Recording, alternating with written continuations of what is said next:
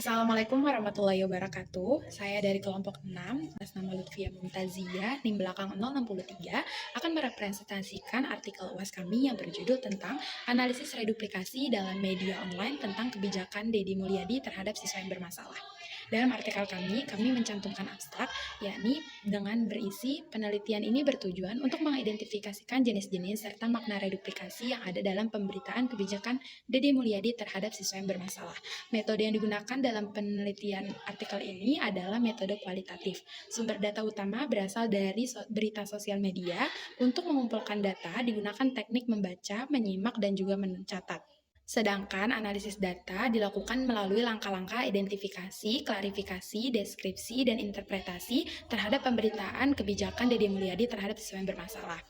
Bentuk-bentuk reduplikasi dikelompokkan ke dalam 4 kategori, yakni pengulangan keseluruhan yang terdiri atas 11 kata ulang dan mengandung reduplikasi seluruh kata dasar tanpa perubahan. Selanjutnya ada pengulangan sebagian yang terdiri dari satu kata ulang dengan morfem terikat, yaitu le.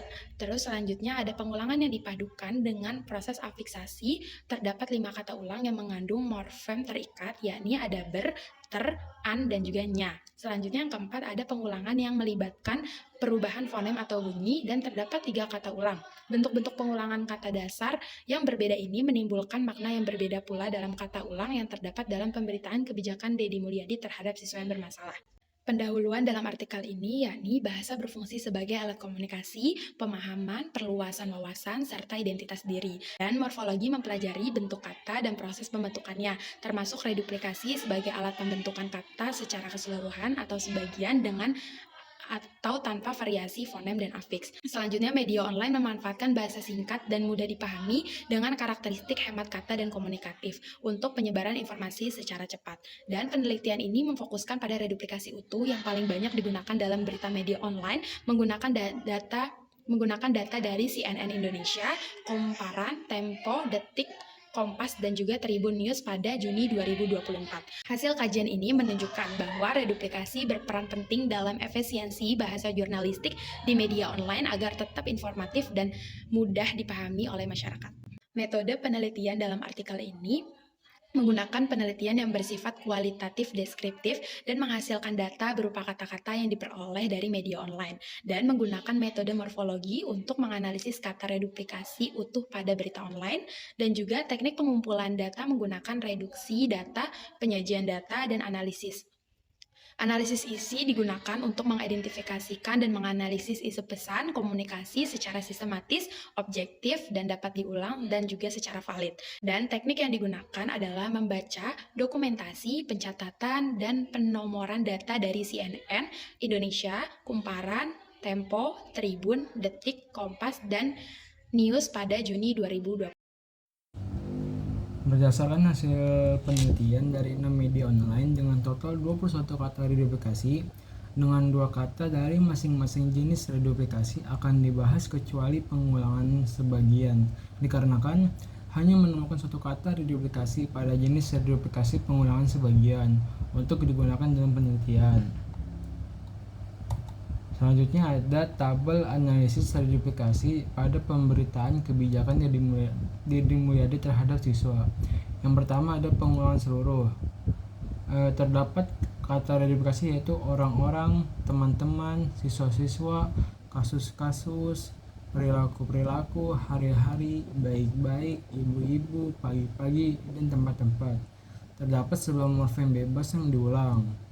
Yang kedua adalah pengulangan sebagian. Terdapat satu reduplikasi yaitu lelaki, dan juga terdapat morfem terikat yaitu kata le. Yang ketiga ada pengulangan yang dipadukan dengan penambahan afiks seperti anak-anaknya, berjalan-jalan, bermain-main, berlari-larian, tertawa-tawa, berdesak-desakan. Dan juga ada morfem terikat yaitu katanya, akhirannya, dan juga akhiran an. Selanjutnya yang terakhir adalah pengulangan dengan perubahan fonem. Terdapat kata reduplikasi yaitu sayur mayur, seluk beluk, serba serbi, dan juga terdapat perubahan fonem.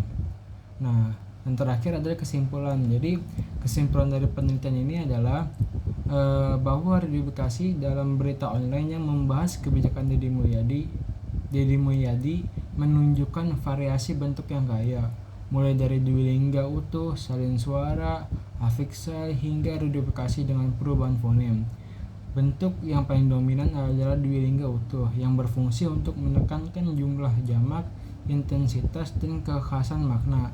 Reduplikasi dalam media tidak hanya berperan sebagai proses morfologis, tapi juga memiliki nilai pragmatis dalam menyampaikan pesan secara efektif, komunikatif, dan mudah dipahami. Bahasa media online cenderung bersifat ekonomis namun tetap ekspresif, mencerminkan gaya jurnalistik modern yang padat dan bermakna.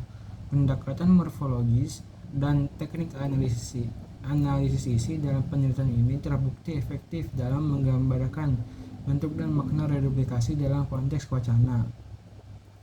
Hasil penelitian ini diharapkan dapat memberikan kontribusi bagi pengembangan kajian morfologi bahasa Indonesia serta membuka peluang riset lanjutan di ranah media digital, khususnya pada proses morfologis lain seperti afiksasi, pemajemukan, dan juga konversi. Sekian dari saya, kurang lebih mohon maaf. Assalamualaikum warahmatullahi wabarakatuh.